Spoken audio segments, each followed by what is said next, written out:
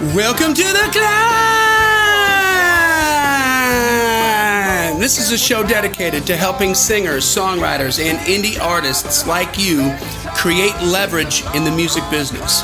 It's what you're going to need to win. This podcast exists because we want you to win, but leverage is the ticket. They need to want you more than you want them. They need to need you more than you need them. Leverage is a strategic advantage, a power to act effectively and to get stuff done because they want you more. And that's why we call it the C.L.I.M.B, guys. C.L.I.M.B, creating leverage in the music business. That brilliant piece of work right there was birthed by my co-host and good friend, Mr. Brent Baxter. Brent's an award-winning hit songwriter with cuts by Alan Jackson, Randy Travis, Lady Antebellum, Joe Nichols, and more. And what I love about Brent is he helps songwriters like you turn pro by revealing how you write like a pro, do business like a pro, and then he actually connects you with the pros. You get a shot. You can't ask for more than that. You can find Brent real easy at songwritingpro.com. Once again, that's songwritingpro.com. And I would like to introduce you to my co-host, Johnny Dwinell. Johnny owns Daredevil Production. They help you find your sound, and they help you grow your audience so you can become the artist that everybody loves, so you can get paid. Daredevil has worked with multi-platinum artists like Colin Ray, Tracy Lawrence, Ty Herndon, and Andy Griggs, just to name a few. You can find Johnny at daredevilproduction.com. That's production, singular, no S, and there is no S because there is no other Johnny D. That's right. How you doing, brother? I'm doing all right, man. Good to be sitting across from you. We're full on into the summer now. We are. It's hot. I think this is probably going to drop right around CMA week, isn't it? Probably so. It's going to drop, let's see here, the 12th, June 12th. So yeah, like right at the end of CMA week. So you're listening to this probably all hot and sweaty with your pink cowboy hat walking down Broadway with a Sharpie. We're going to be over you. And a Music Row magazine. And Nashville will be done with that. That's right. Well, hey, today we are going to cover, are you lying to yourself? Quite possibly. This is a check into the glass. This is a reality check, you know? And a lot of people are going to be real validated from this episode. A lot of people are going to be violated. Yeah, they're going to feel violated. You're either going to feel validated or violated. Right. That's right. But before we do that, real quick, if you haven't joined the C.L.I.M.B community, please do so. It's on Facebook. It's a killer community, man, where you can ask questions, get on there, interact with other singers, songwriters, and indie artists. You got questions, you're going to get great answers, real answers from other people who have been, taking our gospel on songwriting and music marketing, putting it into applying that action, gospel, putting it into action and getting results from it. Brent and I answer everything pretty much. Sometimes it's maybe not right away, but we get to it, I promise you. Just go to search for C.L.I.M.B Community on Facebook, ask to be let in. We let everybody in, and if you're obnoxious and you're being bad little boys and girls, we will roadhouse you. No spam. That's right. No spam. We don't spam, we jam. That's right. Yeah. There you go. No spam, we just jam. There you go. All killer, no filler. Right. Subscribe to the podcast because then it automatically comes into your podcast player. You don't have to worry about clicking on the links with the advertising and everything like that. Just it'll come every full episode comes magically every Tuesday, and the mini-sodes on Friday, which are a little less than 15-minute value bombs for songwriting and for social media, will come automatically. Leave a rating and review. Take 30 seconds to do that. It makes us look cool for people who are thinking about maybe giving us a try. They're going to read some of those reviews. They're going to look at how many of them there are, and that helps us tremendously. And, of course, we'll make you famous and read it on the radio or read it on the air, right? That's right. The podcast. And then share it. I mean, share it, by the way. If you like this stuff, tell a friend, tell another musician, tell somebody in your band. Somebody else could benefit from this. Y'all sit around having cocktails, doing whatever you do, and you have issues, and you talk about what's happening at work with your artist careers. Hey, here's some good answers. Right. Share it with somebody. So you were going to say? I was going to say, we actually, speaking of ratings and reviews, we have one. Ooh. We have another one. So here is a tasty 5-star review from JB Doty. He said, JB again. It's like me again, Margaret. Are you naked? Yeah. JB. All right, so he's got 5 stars because that's all they let him have. It says, been a while. No internet for about 3 months. Okay, I just want to stop there and just have a moment of silence for JB and no internet for 3 months. How does he survive? Like, I see posts like that on Facebook all the time. It's like, would you live here for $100,000, but you don't have Wi-Fi for 3 months? Like, you got to think about it. Yeah, hold on. Yeah. Oh, boy. Anyway, so no internet for about 3 months. Still listening. Still loving the content. And he actually put it in his own 6 stars. So 6 stars out of 5. I can't wait to meet you guys in person. Sounds like a threat or a happy thought. Thank you, JB. We appreciate it. Are we going to be validated or violated? Exactly. I don't know. Glad you got your internet back. Glad you're back to listening. So thanks. Well, let's get into it. Hey, singers, songwriters, indie artists, are you lying to yourself? Want to find out? Because this is, by the way, this is not just in the music industry. This is in every stretch of the world. This is a human nature thing. We all put up hurdles in front of ourselves, and we tell ourselves these stories that we can't get over them. And here's why. I've got lots of really good reasons why I can't do this and I can't do that. And it's not my fault. And it's not my fault, and it makes it okay. Right.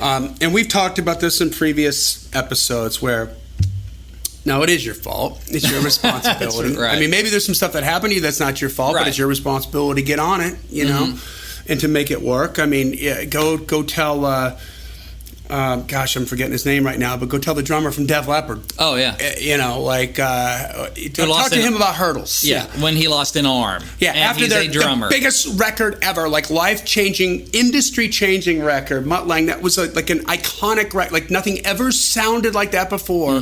It was huge.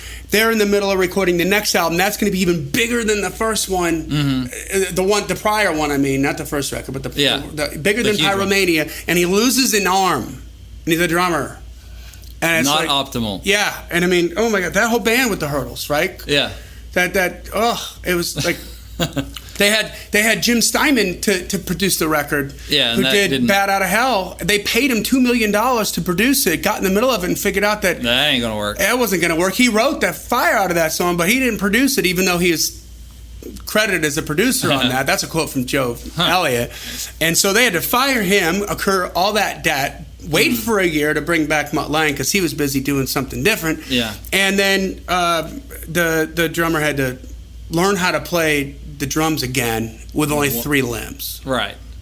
Like, what's your excuse again? Yeah, I'm sorry. So here it is. This is the sentence. I'm going to give you 2 sentences. This is your reality check. I want you to say this. I want you to write this down. I want you to think about it every single time that you come up with a complaint. Okay? Now, sometimes these things are real. Yeah. Okay? But it's not okay to complain about. I'm trying to eliminate the complaints from your life. I'm trying to eliminate the negativity here. Okay? This is what it's about. So replace... If you say the phrase, I don't have time, right? Like, I'd love to be a better songwriter, but I don't have time. Or I'm trying to be an artist, but I don't have time to get to as many rehearsals and to write as many songs as I want. Or I don't have, here's the big one, I don't have time to market because I'm too busy being an artist. I don't have time to learn social media. I don't have time to learn this. Replace I don't have time with this phrase, it's not a priority. That hurts me just a little bit. Ow. Yeah. Replace I don't have time with this phrase, it's not a priority. Replace I don't have the money or I can't afford it with the same phrase, it's not a priority. Period. End of story. You can't say it is. Right. I was telling... Go ahead. Oh, so this sounds rough and it sounds harsh. And right now you may be yelling at your phone or your speakers or whatever, going, your laptop that, well, I don't have time and I don't have money. And we're going to dive into this. And I think it's important. I mean, this is a conversation. I mean, I had figured out kind of back in college even. It's like you always do what you want to do. Yeah. At the end of the day, you do what you want to do. Yeah. And if I want to write songs, I'm going to write songs. Now, I may want keeping my day job more, and I'm not going to fault you for that. Yeah. That if you want to keep your day job more, fine, then something else you could do. But at the end of the day, don't complain and say you don't want to, because that's what you wanted to do more than anything else at that moment, is go to that job. Yeah. It's just true. That's right.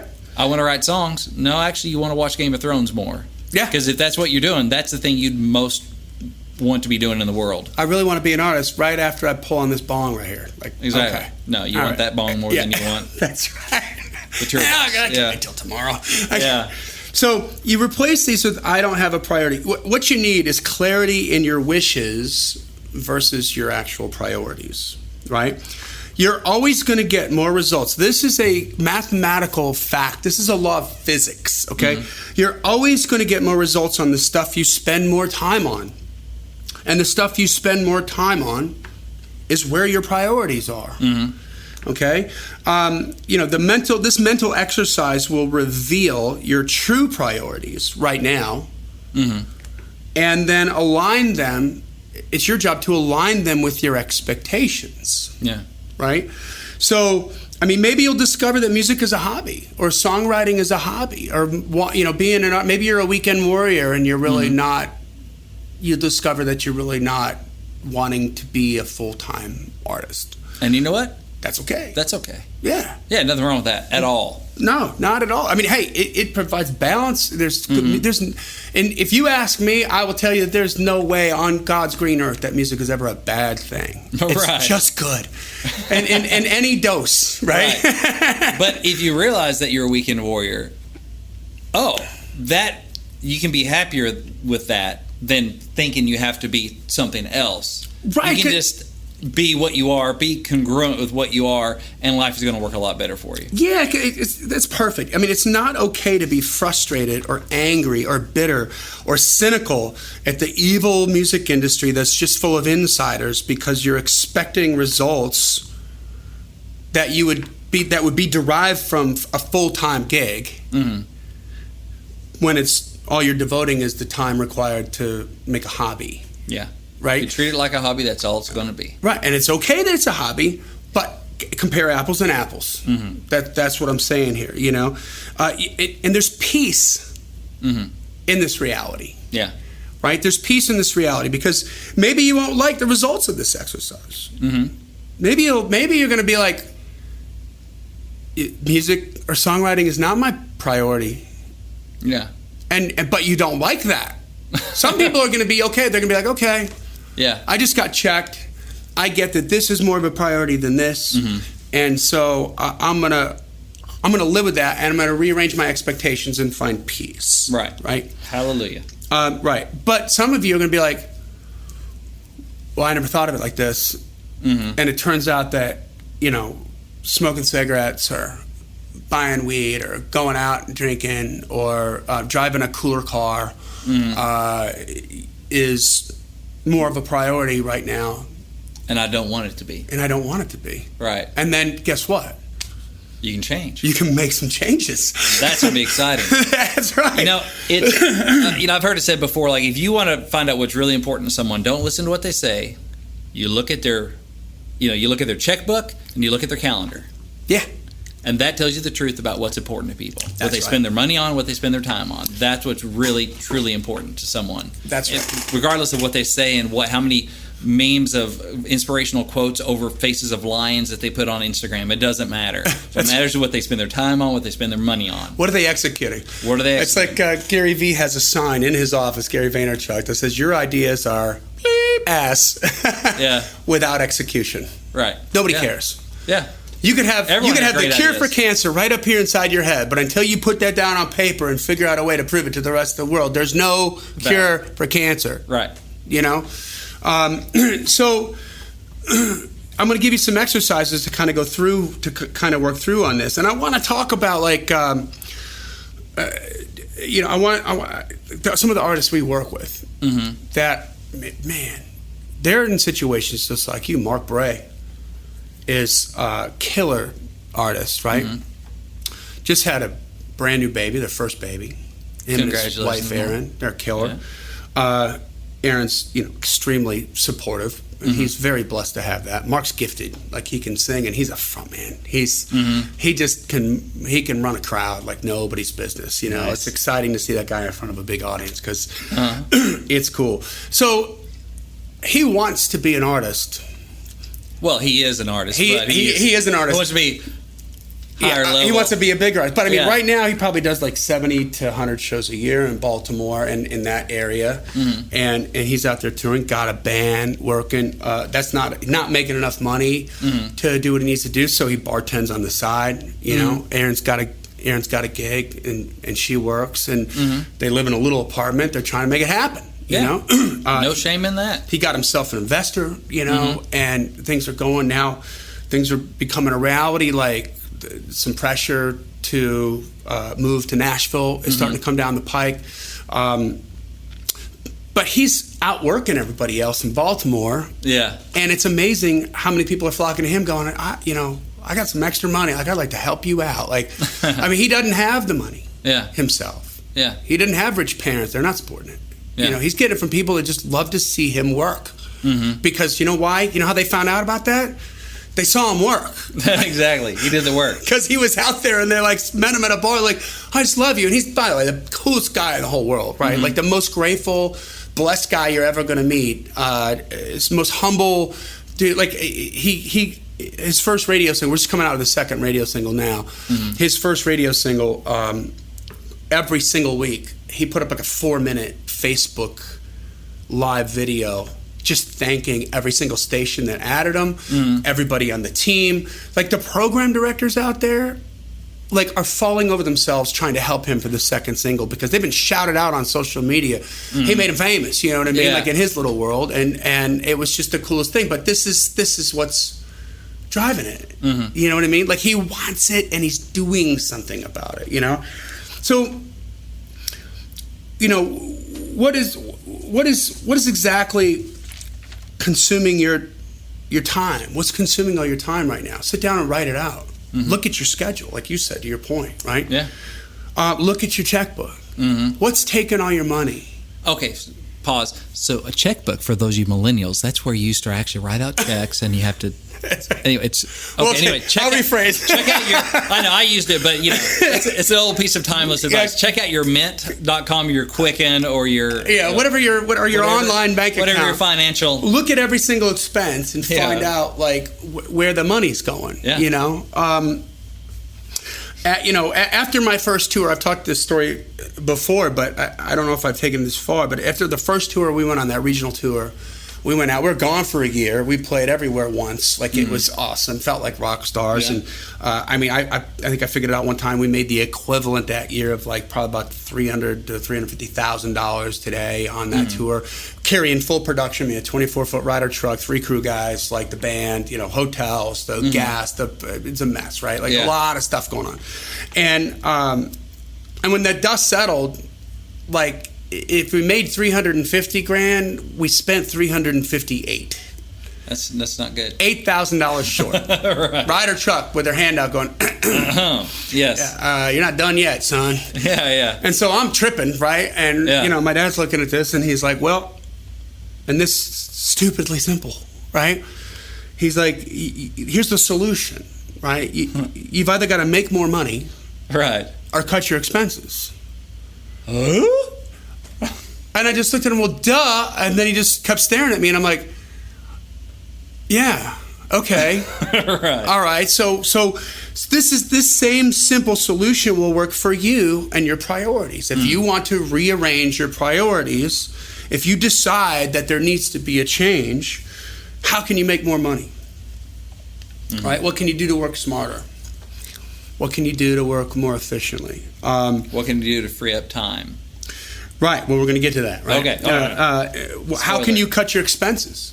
You know, like maybe. Is it really that important to you that you drop your kids off at school in like a new model car, or is it better than in the case of last week's episode, like Blake Shelton put 100,000 miles on that box fan. Right. Yeah. You know what I mean? Exactly. Personally, I hate depreciating assets. You know, you'd laugh if you knew what I drove right now, because you know what my priority is? Building this company. Yeah. Every single penny I need to put into this company, because we're growing and it costs money to grow.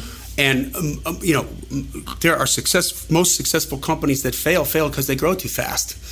But it sounds crazy, but that's what happens. The cash flow kills. That's like the lifeblood of. That's like not putting oil in your car. Right. Yeah. You know, like it's not going to work. how can you cut expenses? So for you, how do you find more time? How can you cut things out of your schedule to create more time? Mm-hmm. What can you do, or how can you make more time? Yeah. Right? Like for you, you've been growing Songwriting Pro for quite a while. Yeah. Now I know one specific thing I can think of. I bet you got a bunch.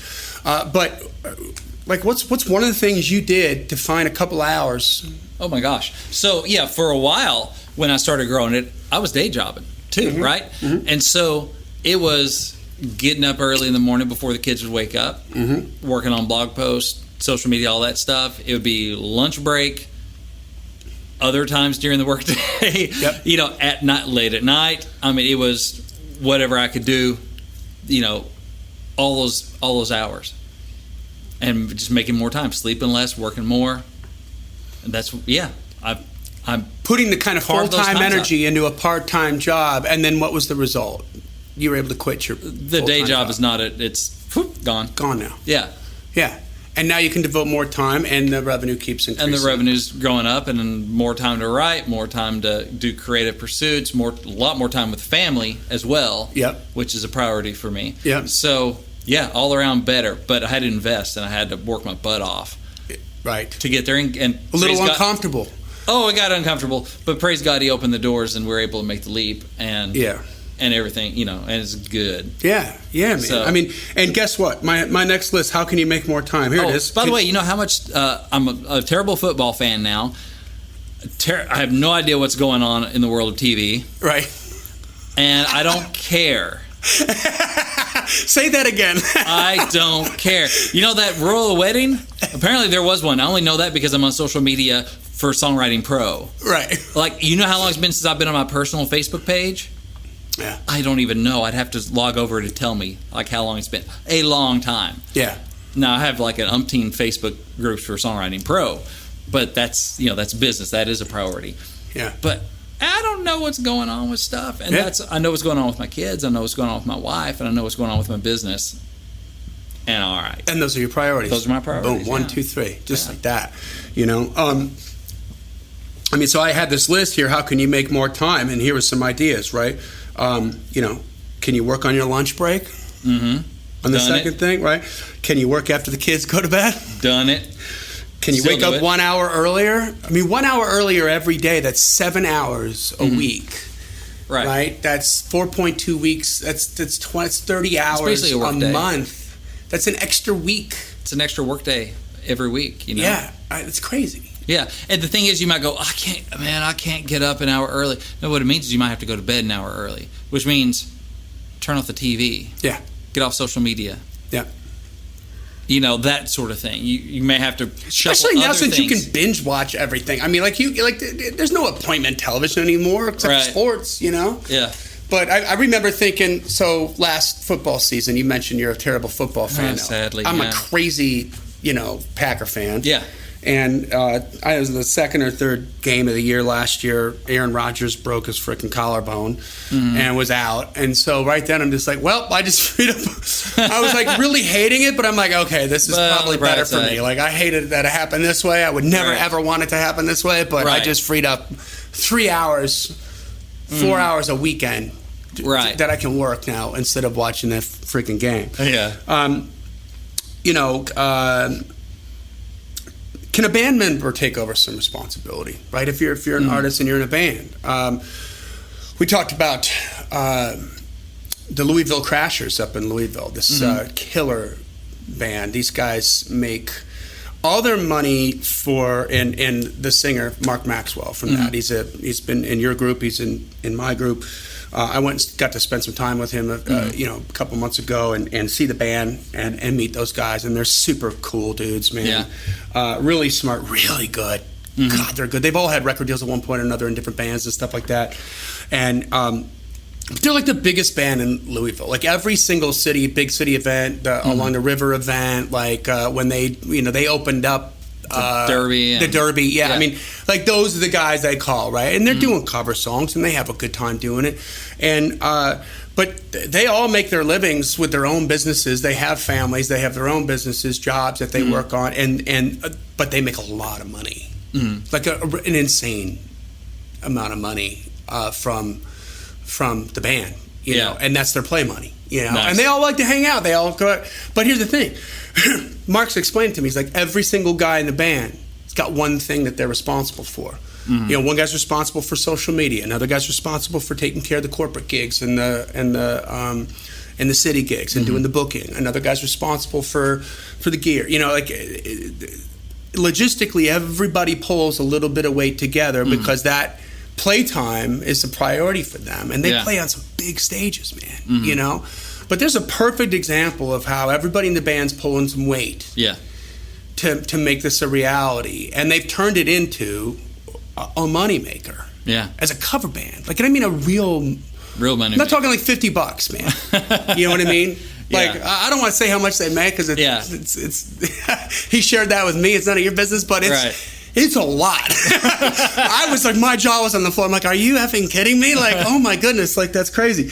But maybe your significant other can help out, you know, if y'all are a team, if they support you, you know, if they can help you provide some time, help you with some of the marketing, help you, you know, create some solutions. But is it a priority or is it not a priority, right? Because wanting to be a songwriter isn't going to make you a songwriter. No.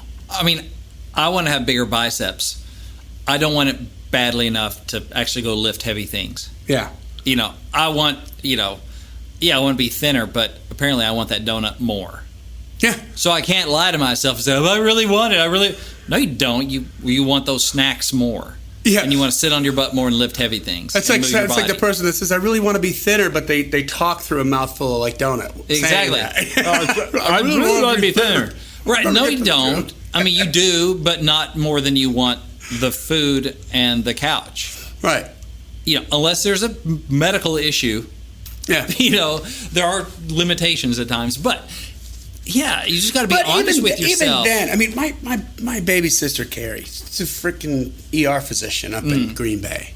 She's a freak with like fitness. She runs marathons. She runs like triathlons. Okay. There's like, she was in medical school 15 years ago or something. She got broadsided by a city bus in her car.